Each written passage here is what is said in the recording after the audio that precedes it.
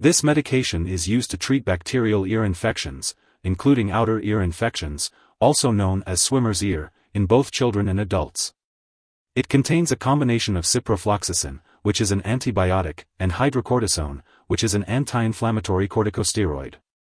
These ear drops work by stopping the growth of bacteria and reducing ear swelling and discomfort. It's important to note that this medication only treats bacterial ear infections and will not work for other types of ear infections. It's also important to use this medication only as directed by your healthcare provider to avoid decreasing its effectiveness. The usual dosage is 3 drops in the affected ears twice a day, with about 12 hours between doses. It's best to take this medication at the same times each day to help maintain a consistent level in your body. The usual dosage is twice daily, about 12 hours apart, and make sure the ear is clean and dry before using the medication. To avoid touching the ear with the dropper, have someone else give you the drops if possible. Hold the container in your hand for a few minutes to warm it and lower the risk of dizziness. Wash your hands before applying the ear drops, and do not let the dropper tip touch your ear or any other surface to avoid contamination. Shake the container well before using.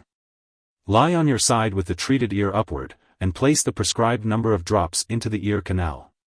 Keep the head tilted with the treated ear upward for about 1 minute, or insert a soft cotton plug if directed. Repeat the steps for the other ear if needed. Do not rinse the dropper and replace the cap after use.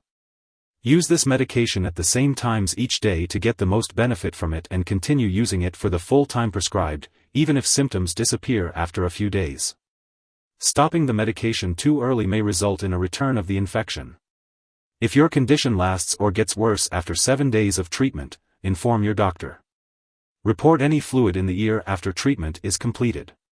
Do not use in the eye. If you experience a headache while using this medication, it's important to let your doctor or pharmacist know. They may be able to help you manage this side effect. It's also important to remember that this medication has been prescribed to you because your doctor believes that the benefits outweigh the potential risks. Most people who use this medication don't experience serious side effects. However, using this medication for a long time or repeatedly may lead to a new fungal ear infection. It's important to follow your doctor's instructions and not use this medication for longer than prescribed. If you notice any new or worsening symptoms, be sure to contact your doctor. While it's rare, a very serious allergic reaction to this drug can occur. If you notice symptoms such as a rash, itching or swelling, severe dizziness, or trouble breathing, seek medical help right away. It's important to note that this is not a complete list of possible side effects. If you notice any other effects that are not listed here, it's important to contact your doctor or pharmacist. If you are in the US, you can call your doctor for medical advice about side effects, or report them to the FDA. In Canada, you can call your doctor for medical advice about side effects, or report them to Health Canada. Before using ciprofloxacin-Hydrocortisone drops, suspension, it's important to let your doctor or pharmacist know if you are allergic to quinolone antibiotics or corticosteroids, or if you have any other allergies. This product may contain inactive ingredients that can cause allergic reactions. It's also important to discuss your medical history with your doctor or pharmacist, especially if you have a hole in your eardrum or an ear infection caused by a virus. If you are pregnant, this medication should only be used when clearly needed, so be sure to discuss the risks and benefits with your doctor. While this medication does pass into breast milk, it is unlikely to harm a nursing infant, but it's still important to consult your doctor before breastfeeding. As for the uses of ciprofloxacin-Hydrocortisone drops, suspension, the daily dosage and optimal timing should be discussed with your healthcare provider.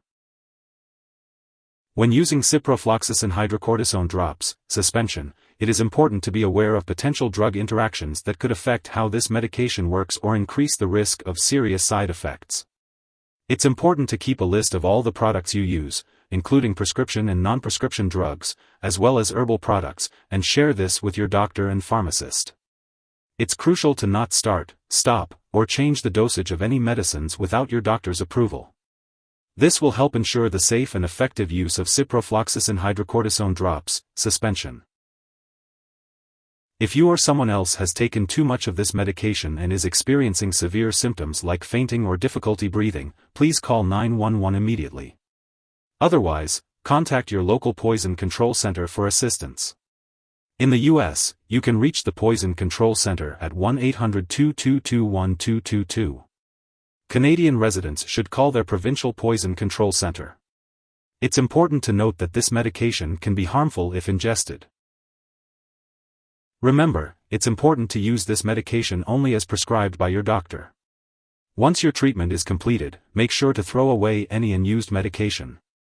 Do not save it for later use unless instructed by your doctor. Also, make sure to keep the infected ears clean and dry.